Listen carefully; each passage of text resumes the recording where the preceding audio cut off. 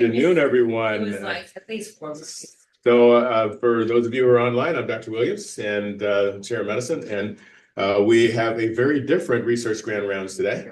We have Dr. Maiying, who is in our Department of Bioinformatics and Biostatistics, and she is comes to us having been in Xi'an in China, and I'm still one of those places that I have to go back to because I didn't see the terracotta warriors. Okay, yeah. That was, yeah, but I'll get there someday. Very proud to have you here.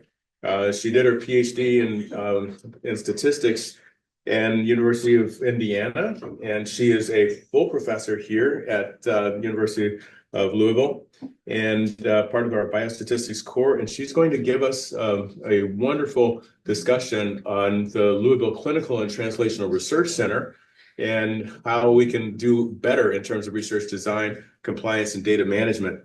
And so very different kind of research grand rounds. It's about researching how to do research. So thank you so much for coming. Thank you. All right. Thank you for the introduction. Absolutely. So these are the slides I put together, actually not intended to, yesterday I met Dr. McLean. He told me, why you're not introduce the research design, compliance, and data management core for our research. So I thought it's just 5-6 slides. Then this morning I received an email from Jason. He said, "Thank me for my willingness to present that, do a presentation." I feel okay. I may need to present a little bit more. Mm-hmm. So I just put several projects together, but so I will first talk about this. RDCD, that is a recent funded grant, Louisville Clinical and Translational Research. PI is Dr. John Klein, and I'm the core director for RDCD core. And later, second piece, I will introduce this BIFC. It's a bioinformatics and Biostatistics and Informatics Facility core for CIEHS. And last year I was recruited to Brain Cancer Center, so my big effort also for Brain Cancer Biostatistical core. I will mention a little bit about that. And after that, I put 3 projects together, kind of wanted to present what we did here as an example of service here. So first is this grant, that's LCTRC. And for this one, our core has 3 specific aims. The first aim is to do provide these research design and statistical support. Second piece is provide policy compliance and data management. That's the first one. First, research design and statistical support. We are very confident to help on this. And then come back to this policy compliance and data management. We actually collaborate with clinical trial units. It's Rachel Shepard and Chris. And for this second piece, electronic health records, we incorporate with this university hospital. It's called UofL. Yeah, to do this, to use their national database and also UofL hospital database. That's the, of course, for another aim here is we provide this guidance, resources, and training to enhance our capability to do this research. That's the 3 aims for this research. In terms of for RDCD core personnel here, we recently recruited 2 biostatisticians Jing Chai and Wang Yu Zhang. Wang Yu actually is 50% for RDCD, I think 25% from Dr. McLean, and 25% from you, Dr. William. And Jing Chai is 100% supported by RDCD core. And then we have several faculty members from Bioinformatics and Biostatistics to support this research design and statistical analysis. And of course, for data management, we collaborate with clinical trial units. As I mentioned, to use electronic health records data, we collaborate with UofL Health. And to do research design, that's first of all, how do you do design? I think for our program, we do not provide comprehensive study for this research design. So since March 2024, my group, my team, along with the several faculty members in bioinformatics and biostatistics, we met weekly, go through these several textbooks. This is 800-page textbook. So we met every week and we discuss, go chapter by chapter. We finished this. I'm very impressed and very happy. So we are more prepared to do clinical trial than before. And also right now we are going through the book called the Group Sequential Method with application to clinical trial design. This method actually help us to do good research design in grant writing, in help clinical research. So as we see in a lot of collaboration, even with basic scientists, if you use a human subject, you need to consider these confounding variables and these are patient characteristics. Use what the knowledge we learned, we can do. We use the, like I do causal inference. I know this for observational study. If you use an observational study, you do not do this randomization, there are a lot of issues. You collect the control, you have a treatment. This is, maybe these two cohorts is not comparable. So like in causal inference, we use a propensity score matching, try to match this control subject and treatment subject are more similar. So your outcome comparison is due to treatment. So really the statistic is it's not just simply we do from t-test type of thing. It's more involved. So we do research on to help the research to do more appropriate design, actually try to improve the robustness of the research findings. And then for this data analysis like over years, we of course do statistical method, and we accumulated a lot of experience in design clinical trial, evaluating treatment effects, and look at the treatment heterogeneity using both clinical trial data and observational data, and study designs and analysis method for longitudinal data as well as for spatial temporal studies. And for the team, we say we have several faculty, Dr. Michael Sikula and Dr. Qi Jing, specialized in bioinformatics, includes some high dimensional data analysis. So since I joined the Lung Cancer Center, the big area we spend a lot of time is to do this image mass cytometry data. We wanted to not only do this image cytometry, mass cytometry data, also want to link with the clinical outcome to see how this information from IMC data can reflect, explain this outcome variable. So this my student Carly, she works in this area, is instrumental for this project, and her project in this UofL research obtained the first place award for research and practice award. So we here I have several roles for different core. I do see kind of the needs for biostatistics. So I collaborate with my colleagues.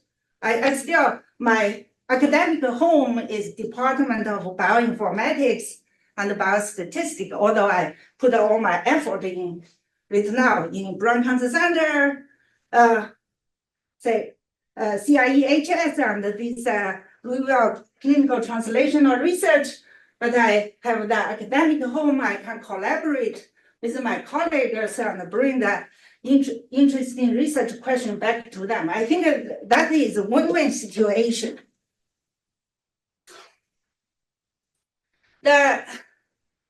We have experience in using this electronic health records database.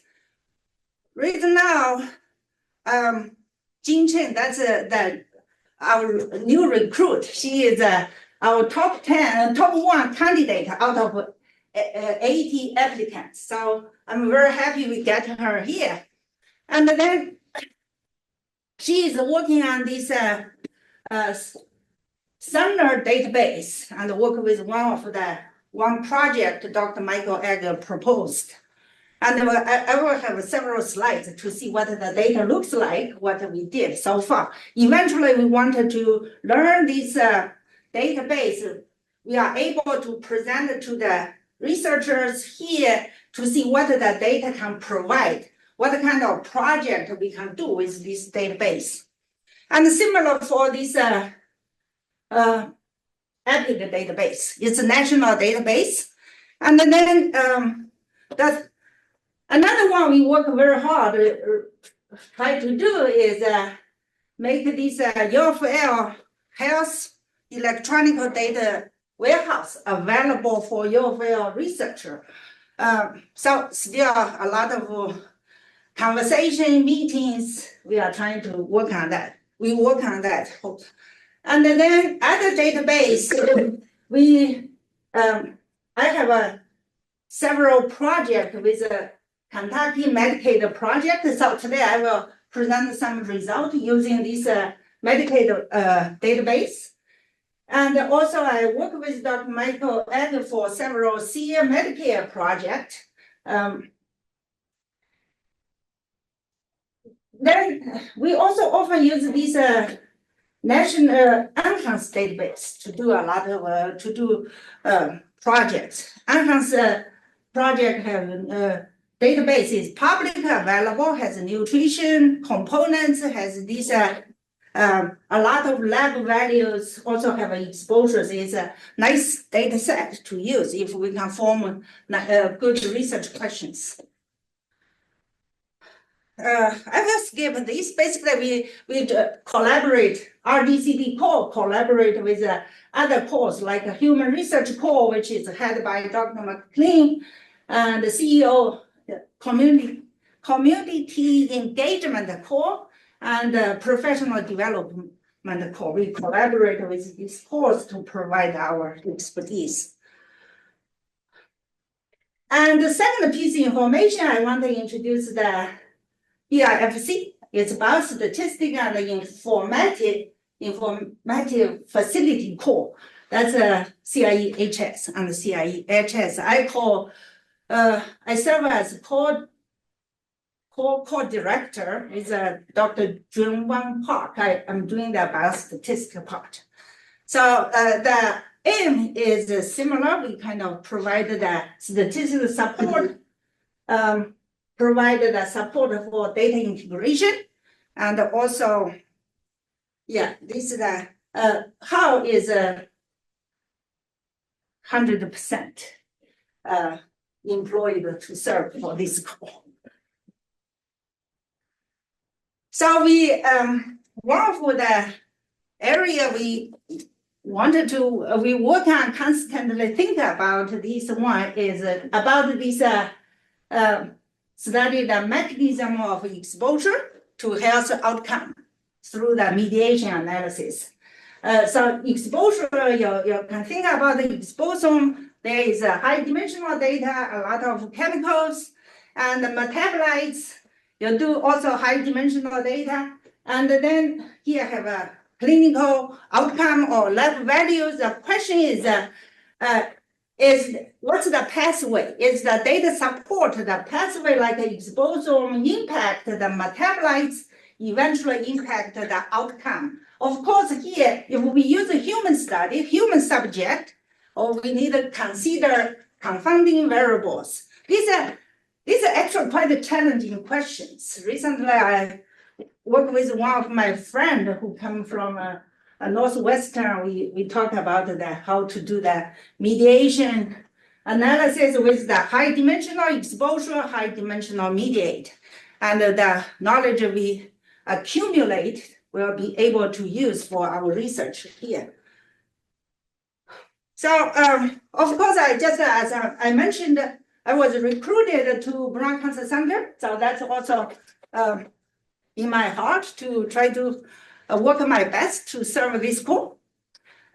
So recently, we have 2 biostatisticians for Brown Cancer Center, Biostatistical, and Hao is from CIEHS, and Jing Chen over there, right?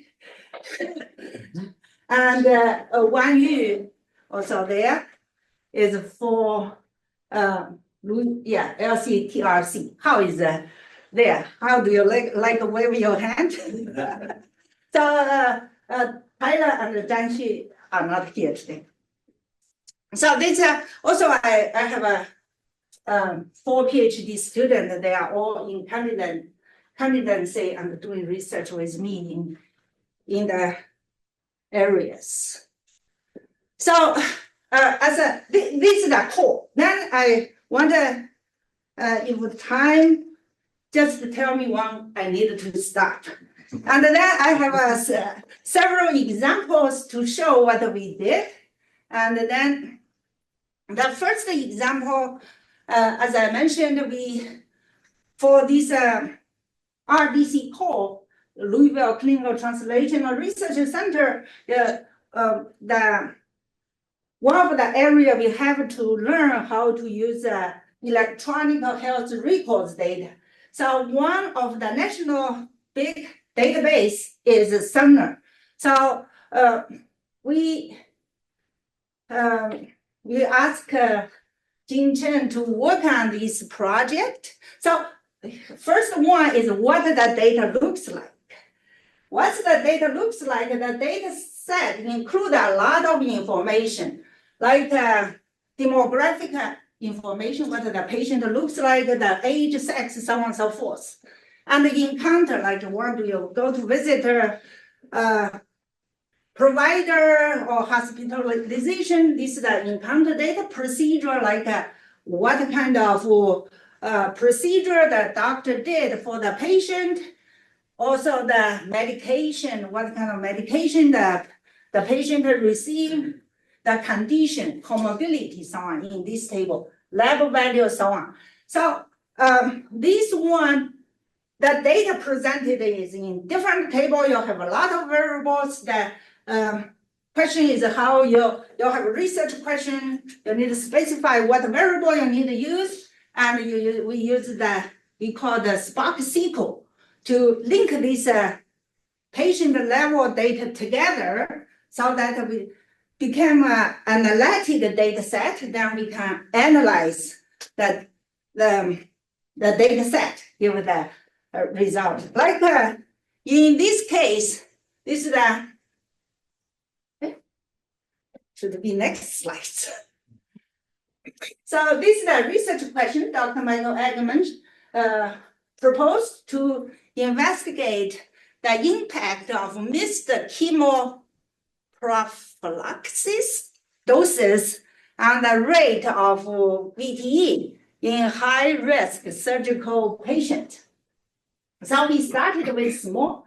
We started with a patient who has trauma, hospitalized more than 48 hours. We look at this medication, specify the medication, and then we look at whether during the hospitalization, whether the patient develop VTE. Of course, there is inclusion, exclusion criteria help us to identify the cohort.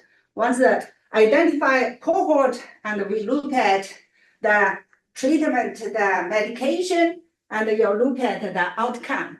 So you form the analytic data set. Here is the summary numbers we looked at. So this is for this 2012 to 2022 data set based on that.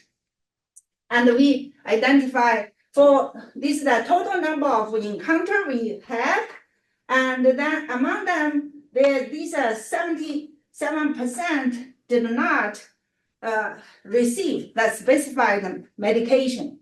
And among them, there is a 0.8 get VTE. And then for those receive medication during hospitalization, we have a 23%. They are missing dose, 25% complete medication without missing dose, 26%. And then the information provided is not enough for us to specify is complete or missing. We have this percent. Eventually, we get this for patient has a missing dose is the developed VTE is 6%. Have a complete medication is 2.7%. Then we wanted to see whether this group is related to certain covariate. So this is what I asked Jingchen to summarize how this group is related our demographic, the demographic variable. So this continuing project, we still work on that. But this just illustrates what Sanders data provide. And then once we finish this project, we will develop some presentation. And then, so this is the first one. Any question for this Sanders project? Well, it's amazing. It's good that you're able to do this. Obviously, I have to admit I'm a closet statistician. So the first thing that would hit me is that missing doses are not missing doses. Is it missing one dose or is it missing 50% of the dose? So you could do a sensitivity analysis. It would be a great project to find out how many doses can you miss before your risk goes up. So I'm just saying that out loud because of the project, but moreover to just add to the depth of what medical statistics can do. They can answer a clinical question. And so, oh my gosh, you missed one dose, you're gonna die. Versus if you miss one every other day, you're probably gonna be okay. Right. So yeah, we can do that, definitely. That's this is the first project that we kind of try to get familiar with electronic health database, how to use it. So it takes some effort to do that. I think Jingchen is doing a great job to move this forward. great. And the second project, I want to present what we did for this related to Medicaid project. That is collaborate with Dr. McLean and several of my colleagues. So first one, we look at this alcohol use disorder over years. That's the pattern through different medical region. And then this is the pattern in 2019 map. Based on Medicaid data, this Medicaid data. Medicaid is the for population who has low income, basically. It's a different one. Before, I think before use Medicare kick in. Right. So then you can look at the AUD in 2012 compared with 2019. It's definitely almost every area it increased. And then we look at the risk factor for AOD use. We find that male is higher than female. That probably for people in this area is obvious. But for us, we kind of find it and feel it's interesting. And then for these trends for AOD over age, you see that top three AOD user is the age 45 to 54. Second one is 54 to 64, this age range. Basically, the middle age range, 35 to 65, is the group who has the AOD prevalence is high. And then, of course, tobacco use is an important risk factor, or also alcohol family history. And then for Medicaid, it's interesting thing is you have everything. You have a diagnosis, procedure, medication. So that is very nice. Then we are able to look at for patient with AOD, what's the treatment? Treatment that we have a 3-4 recommended treatment for patient with AOD. We look at the medication. For actually, the utilization of medication designed for patient with AOD is quite low over time. It's below 10%. Although there is a slightly increase over year, but it's very low. And then we see the utilization of the counseling. Basically, we say psychiatric therapy.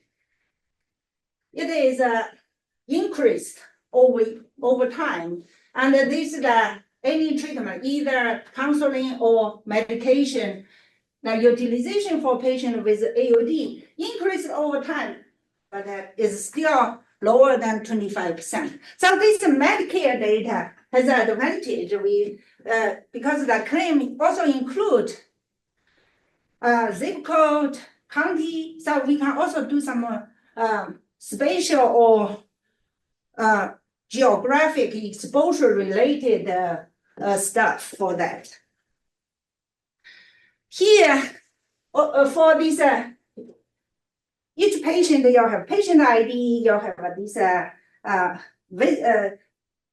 say the ID for service, so on. So you can construct the longitudinal. You see the patient over time, what happens. One is receive treatment, and after treatment, you follow up certain years, you'll see what is the outcome from diagnosis. So we kind of mimic clinical trial.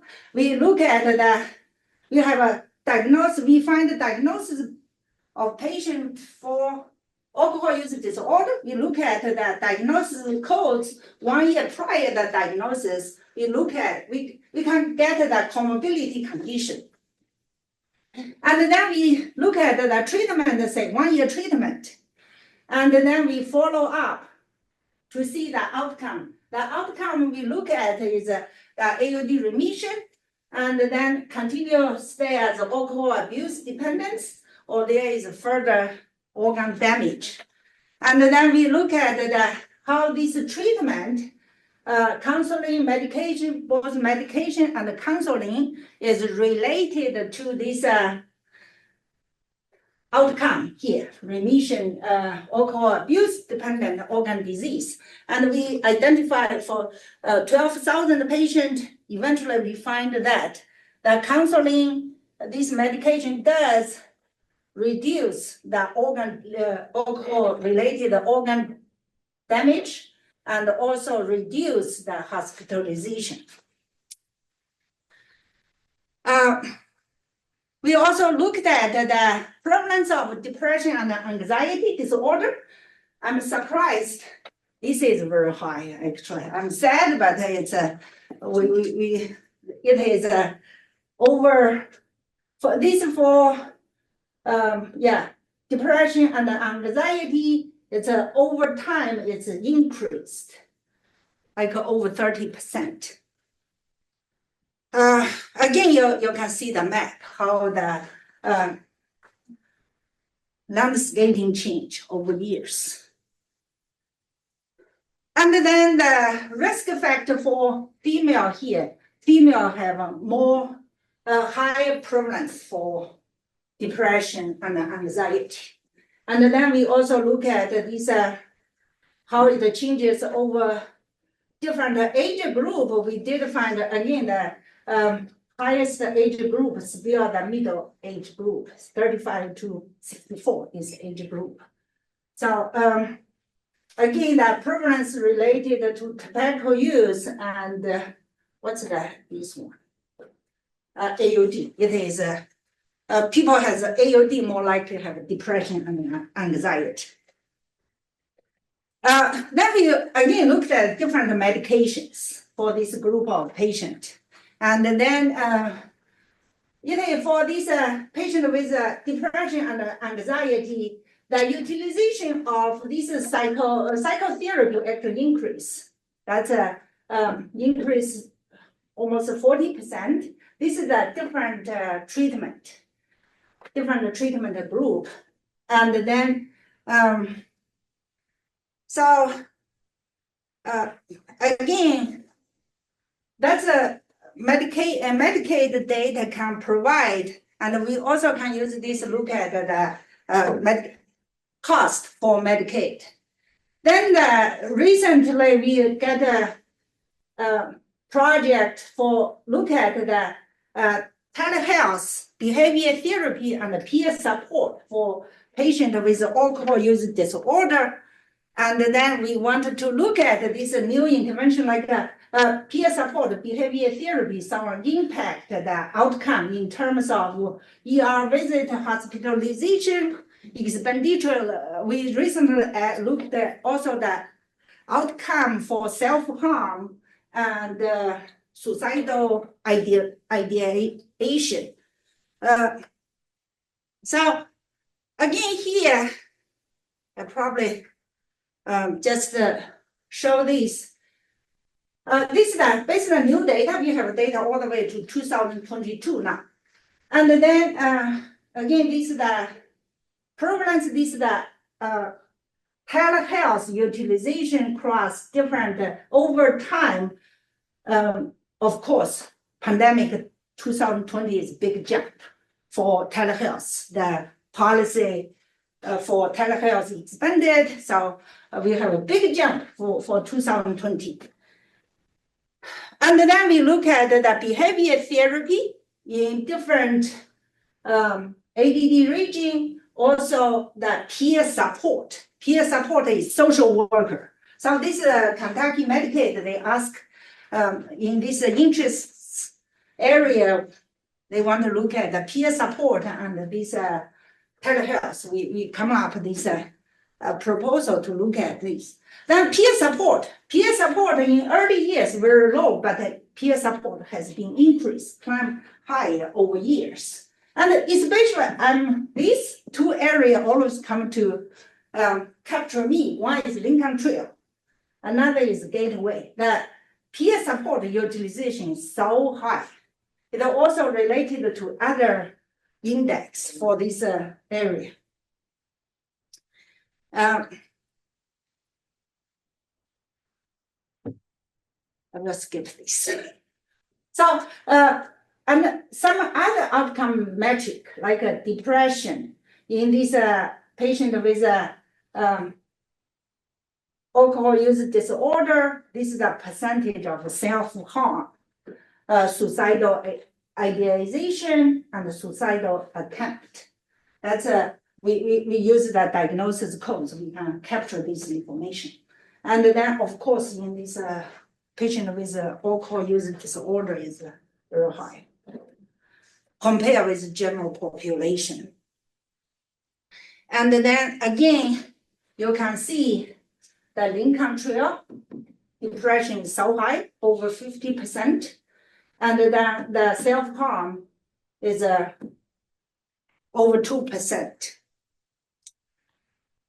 And then this is the suicidal ideation, Lincoln Trail, 12%. And then also North Kentucky. North Kentucky is also area. this suicidal attempt is very high. So we kind of use the statistic approach to look at the impact of peer support and telehealth behavior therapy impact for this suicidal attempt or other outcome variable. Here, I just present one example. Then we can take into this pandemic into consideration, also consider MCOs. You have this MCO unknown, the fee for service, and the different regions to see how it impact this outcome here, for example, suicidal thoughts. Any questions? This is the second example we did for Medicaid. The last one, I want to say another example about what we did for this MC data image mass cytometry analysis. That's again this when I joined the Brown Cancer Center and worked with Dr. Jun Ye, work on this type of data analysis. So we are able to figure out the platform to analyze this type of data, but it's a computational is very demanding. And then what we do, we kind of like do clustering, do some like a batch effect correction. Then we do clustering. We can cluster cells into different cluster, and then we can present the heat map, so people can actually I cannot. You guys can name the cell type based on the marker expressions. For example, in this project, Dr. Jun is interested in neutrophil.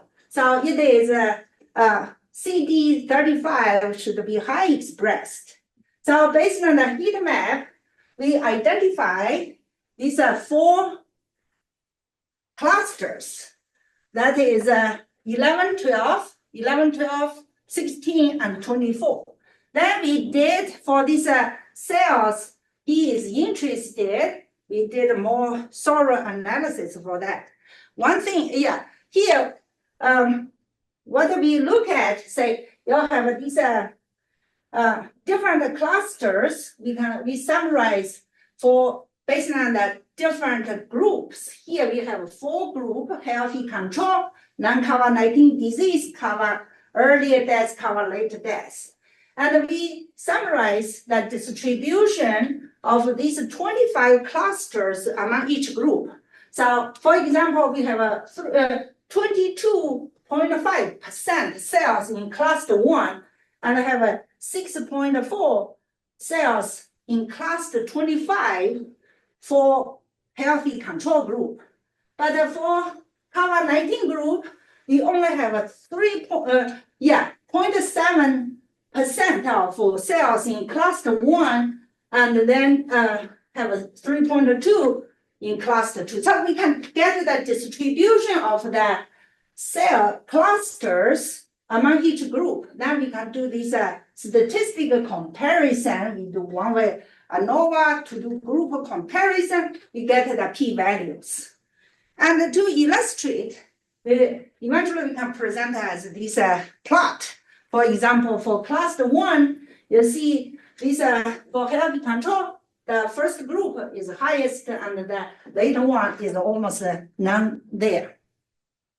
For cluster 11, the COVID-19 later deaths, this group has the highest values.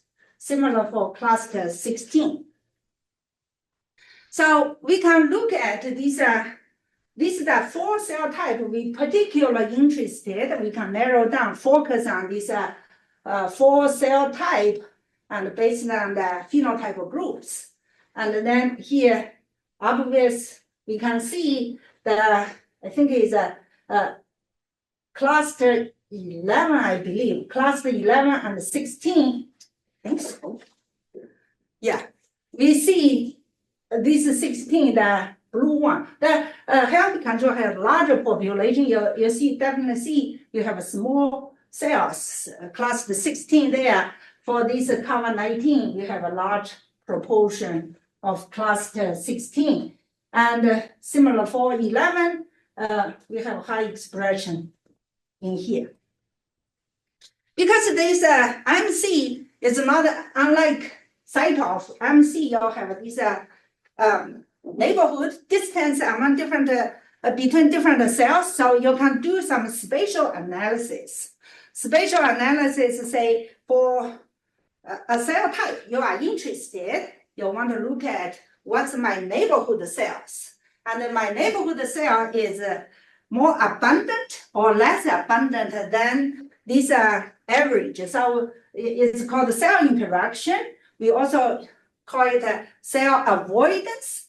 Try to avoid each other. Of course, in the neighborhood, this cell is less abundant than average. That's what we did here. We can compare this cell abundance and avoidance. Say this we are interested in cluster 11. So we look at cluster 11 for, let's see, for healthy control, cluster 1 and cluster 2 avoid this less abundance than average for cluster, say, cell type cluster 11 say is the center. And this cluster 1 in healthy control and non-COVID-19 try to avoid, avoid these cluster 11 cells.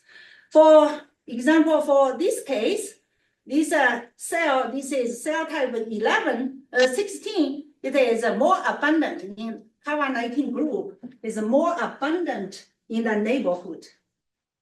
So we can characterize these cell interaction and avoidance based on the spatial distribution. Another thing we can do is to do this cellular neighborhood analysis. You have a neighborhood, and then based on the neighborhood composition, you do clustering, and you can cluster cell into different neighborhoods. And then you identify the neighborhood you are interested. Here, in this example, we did that we cluster cells based on the spatial characteristic and cluster it into 6 neighborhoods.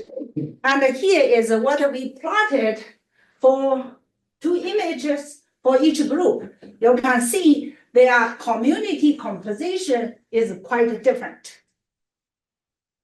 So this is the project for MC. Any questions?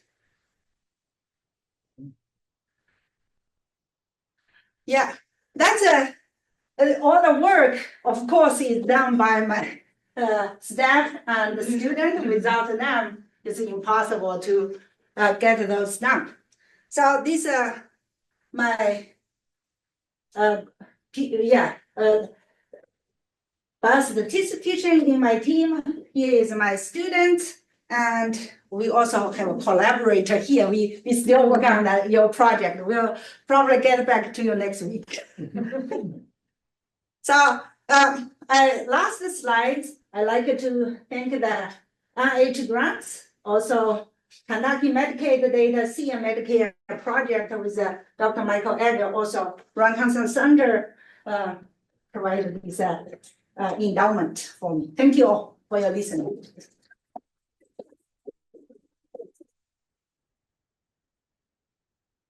Thank you so much. There's a lot of good examples. It'd be nice to have our medical residents in large numbers understand that they can come up with a clinical problem that they're seeing, try to think of how they could actually approach making it better, and use the designs that you've discussed, that you've been discussing. Sure. So I don't know if there are other questions. Oh, Bill, all right. Hi, I'm Pawan. I'm a third-year medicine resident. My question is more naive and not related to your particular research. If I have a question in the field of cardiology, which is my area of interest, and I want to use the Cerner real world data, how do I get started, or like, how do I get access to the database? We, first of all, because for this project we are working on is Dr. Michael Egg already get Sumner's approved. So we are also have an account we can access to work on. But for how to access future, I think we need to figure out how we definitely you need to write a proposal, protocol, get Sumner's approval. And then you can contact our team. But yeah, we will figure out the exact path. That's Cerner company or our Cerner people?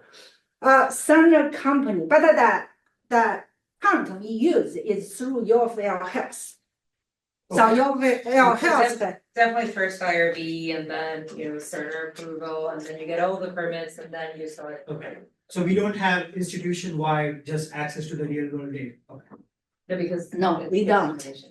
But it's de-identified, right? no, identified. It has- De-identified, Okay, even we analyze the data, we can only log into their platform. I think Jin Chin has a hard time because they start, so you can start to run the program 10:30 every morning till 11. That's the time window you can run your program. You have to log into their system, analyze the data. Of course, you can bring out the result. It's just for data security kind of consideration. Makes sense. So have you, for Parag, have you worked at all with Epic on slicer dicer?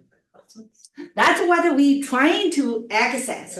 Yesterday we had a meeting and eventually we trying to get the first group trained and to start to access that. Okay. So you are in a leadership push for us to Well, approach. actually, in the absence of people doing it, I did the course at University of Wisconsin. It takes a couple hours, and I've done a couple of slicer, so I can help you do slicer dicer if you want, sort of reversing flow. But I'm happy to help anybody who isn't Is familiar that the with it. same as Cosmos, or is it related to Cosmos? Oh, yeah, same thing. Is it really? Okay, Yes, so I okay, hadn't heard the word The Cosmos, Cosmos, but. same thing. Good to know. But the courses are online, they're on weekends, in the morning, I remember. Yeah, and they're actually pretty well done, and by the end of that brief course, you're able to go in there and figure it out, if. But the first thing is how we can access the system. Right, so That- actually our people here, Dr. Uh-huh. Tasselwall, who you mentioned, they can, once you are certified by University of Wisconsin people as a person who's been trained, then they turn it on for you. Okay, great. So, is the Cerner real world data like qualitatively or quantitatively any better than like the NIS data set? for electronic database, it's a kind of from the clinical study, clinical kind of you go to see doctor, you have this observation. It is you can follow the patient over time. You kind of can trace. This is medication, what outcome it is. So for survey data, it has a shortage. You cross-sectional, you collect data at the same time, you cannot follow or see that what happens previous. So definitely EHR has more advantage.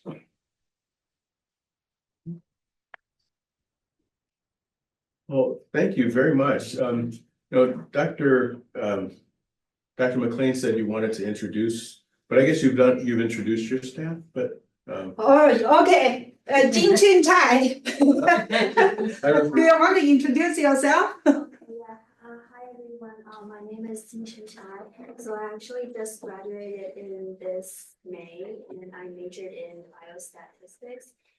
I started my position in early October. Yeah. So and I'm really excited to join the Aircoms team. Thank you. So where are you from originally? Oh, from China already. Yeah, right,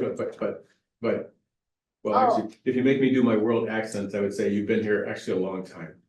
Either that or you had Oh. English speaking, I could, been to Beijing enough to say that you have more of an American accent.